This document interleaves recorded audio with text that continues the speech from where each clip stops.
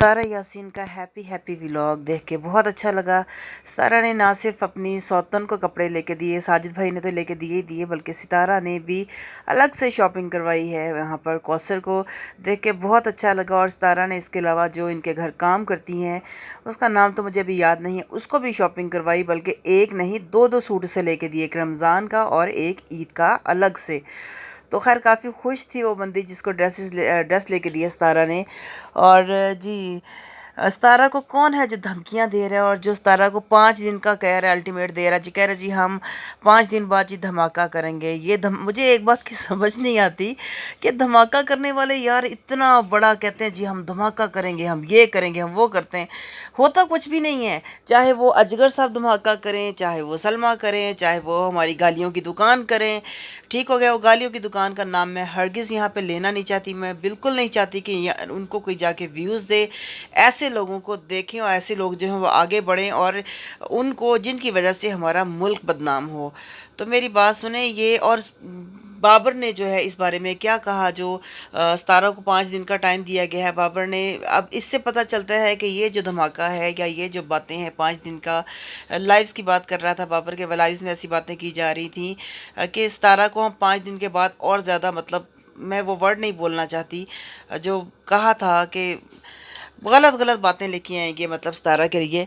तो दिल बाबर का कहना था कि अगर आप ये सब करोगे, हम लोग आपस में कज़न्स हैं, हम लोग अपने आप को ही गंदा करेंगे। और चाचे ने आके कहा कि भाई हम लोग अपने ख़ानदान को बहुत गंदा कर चुके हैं, मेरे ख्याल से अब हमें मिल बैठ के बातों को क्लियर करना चाहिए, ताकि हमारे ख़ानदान के मतलब और ज़्यादा बातें ना की जाएं। और दूसरी तरफ आते हैं जी हमारे साजिद भाई। साजिद भाई क्यों हमेशा कौसर का ही नाम जो है अपने व्लॉग के ऊपर लगाते हैं, मतलब व्लॉग के थंबनेल पे लगाते हैं, क्यों इस तरह का नाम यूज़ नहीं करता, इसकी वजह क्या है। और जी हमारे जो दिलबर भाई साहब हैं, दिलबर पाजी का कहना है कि मैं चाचे का पहला बेटा हूँ जिसे चाचे ने अडॉप्ट किया था। तो अब ये है कि इस बात की क्या हकीकत है, क्योंकि पहला बेटा दिलबर है, दूसरा बेटा जो है वो शहबाज है, क्योंकि चाचे की औलाद नहीं थी। मतलब मुझे एक तरफ से मुझे हैरानगी होती है कि यार ये लोग इतनी मोहब्बत अगर करते थे एक वक्त में एक दूसरे से, ज़ाहिर सी बात है अपनी औलादें तक दूसरे दूसरे मतलब अपने भाई को दे देते थे। जिस तरह के ज़ाहिर सी बात है चाचे रईस अनवर के पास औलाद नहीं थी, तो इनके भाइयों ने अपनी अपनी औलादें इनको दी लेपालिक, मतलब पालने के लिए, कि चलो इनके पास औलाद नहीं, हम अपनी अपनी औलाद इसको दे देते हैं।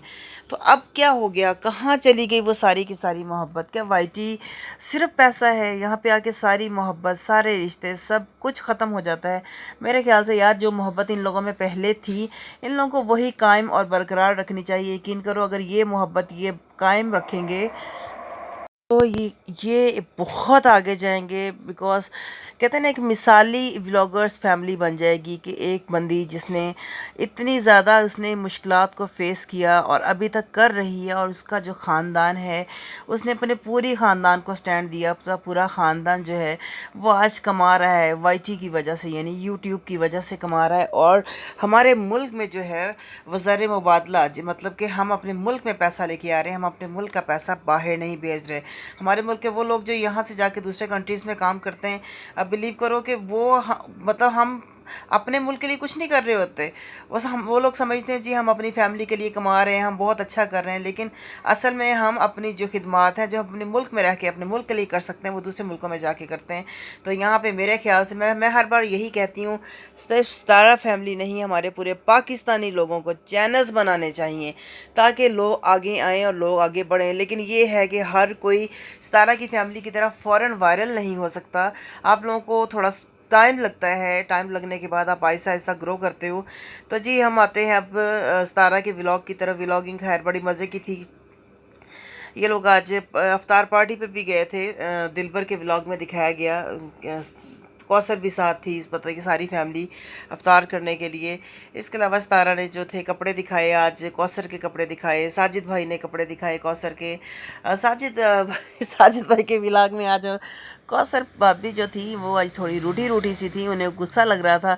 या तो मुझे लगता है कि उन्हें गुस्सा इस चीज़ का लगता है कि वो जो साजिद भाई हैं जो हर वक्त कैमरा उनके ऊपर डालते हैं।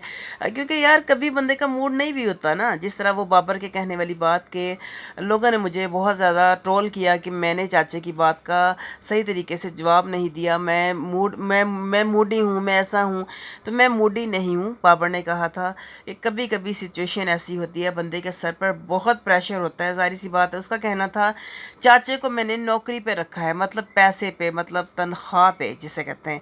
तो चाचे यहाँ पे काम करता है, लेकिन चाचे का काम होता है सिर्फ थोड़ी बहुत बाहर की क्लीनिंग श्लीनिंग कर लेना, क्योंकि बाकी का जो है शवारमा वगैरह बनाना, शॉप को भी मैंने खुद देखना होता है, बाहर के काम भी मैंने खुद देखने होते हैं। तो ये सारी सिचुएशन है। तो ऐसी सिचुएशन में बहुत ज़्यादा प्रेशर होता है दिमाग के ऊपर। उसकी बात कहीं ना कहीं इस बात पे मैं इत्फाक करती हूँ। क्योंकि और फिर ऐसी सिचुएशन में जब बंदा बैठा हो कुछ और सोच रहा हो, तो ऊपर से एक बंदा फ़ौरन कैमरा लेके आ जाए। अब फ़ौरन कैमरे के सामने बंदा ही नहीं करके दिखा सकता, क्योंकि हर कोई सितारा नहीं है कि जिसको इतना कैमरास फोकस कर रहे होते हैं, उस बेचारी को फिर भी मुस्कुराना पड़ता है, चाहे वो कैसी भी कंडीशन में हो। तो मेरे ख्याल से ये बात जो है बाबर की वो सही है किसी न किसी हद तक। तो चाचे को भी थोड़ा ख्याल करना चाहिए इन चीज़ों का। तो उस वक्त खैर मुझे भी बुरा लगा था देख के यार कि बाबर ने क्यों मतलब चाचे को मोड़ दिखाया। तो उसका कहना था कि मेरे सर पे बहुत प्रेशर होता है। ये है यार, ये क्योंकि जब हम भी जॉब करते हैं, जब जॉब में यार जब मैं पढ़ाती हूँ, मैं ना मेरे पास बच्चे पढ़ने आते थे, आखिरी 2 महीनों में ना, आखिरी 2 महीना 1 महीने में ना, मैंने पेरेंट्स से कहा हुआ था कि मेरी ये ख्वाहिश होती है कि मैं बच्चों को बहुत अच्छी एजुकेशन दूँ और मेरे बच्चे जो है पोजीशन लेवल तक पहुँचें। ऐसी सिचुएशन दे के मैं 2 घंटा भी नहीं पढ़ाती। मेरी कोशिश है कि अगर मुझे 5 से 6 घंटे भी अगर एक बच्चे को लगाने पड़े, अगर वो नहीं कामयाब हो रहा तो मैं लगाऊँ और पढ़ाऊँ। लेकिन ऐसी सिचुएशन में भी अगर कुछ लोग आके वालिदैन तंग करते रहें आके, जी कितनी देर है, ये है, पढ़ाया नहीं, वो नहीं हुआ, वो नहीं हुआ, तो ऐसी सिचुएशन में बंदा बहुत डिस्टर्ब हो जाता है। तो मेरे ख्याल से हम लोगों को भी समझना चाहिए, क्योंकि इंसान इंसान होता है, कोई मशीन नहीं होता, कंप्यूटर नहीं होता फिर जिस पे आप जितना मर्ज़ी लोड डालते जाओ और बर्दाश्त करता रहेगा। यहाँ पे हम सतारा की भी बात करेंगे। सतारा में भी बहुत हिम्मत है। सतारा ने पूरे घर का काम भी करना, सतारा ने फिर अपने ज़ाहिर सी बात है व्लॉगिंग भी करनी, अपने बच्चों को भी नहलाना धुलाना। ज़ाहिर सी बात है काम वाली उसने सफाई वगैरह के लिए रखी है, उसने बिल्कुल भी काम वाली जो है अपने बच्चों के लिए नहीं रखी। ज़ाहिर सी बात है बच्चों को नहलाना, उसके बच्चे माशाल्लाह बड़े नीट एंड क्लीन होते हैं सतारा के, बड़ा अच्छा लगता है मुझे देख के जब बच्चे साफ़ सुथरे होते हैं। तो फिर ज़ाहिर सी बात है उनकी पढ़ाई को देखना, बेशक पढ़ाने वाला आता है लेकिन उनको कहना जी आपका टाइम हो चुका है इस पारे का।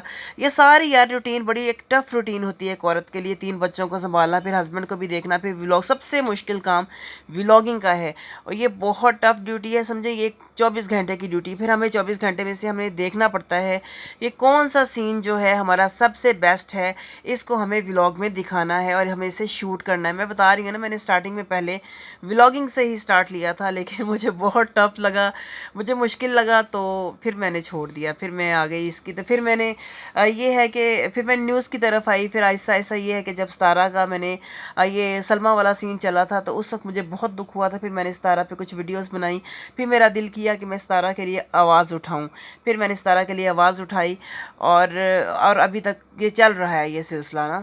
तो बाकी ये है कि मैं कह रही हूँ कि अगर बाबर को मुश्किल लगता है तो बाबर का तो इतना मुश्किल नहीं है, सतारा का तो बहुत टफ़ है। क्योंकि उसे ज़ाहिर सी बात है अगर उसकी तबीयत भी ख़राब है, अगर उसे कोई चीज़ नहीं भी अच्छी लग रही, उसे फिर भी मुस्कुराना पड़ता है, क्योंकि हर तरफ लोग जो हेटर हैं वो मौके की तलाश में होते हैं कि ये बंदी कुछ ऐसा करे और हम इसके ऊपर पॉइंट उठाएं और जो है उसे बदनाम करें। अभी भी जैसा कि बहुत से हेटर्स लगे हुए हैं, मुझे समझ नहीं आ रही हमारी जो सऊदी जर्नलिस्ट हैं उनको क्या हो गया है यार। उनको बहुत ट्रोल किया जा रहा है, बहुत ज़्यादा ट्रोल किया जा रहा है। ट्रोल करने वाली कौन है? हमारी जो सलमा आपा जान हैं उनके सपोर्टर्स हैं।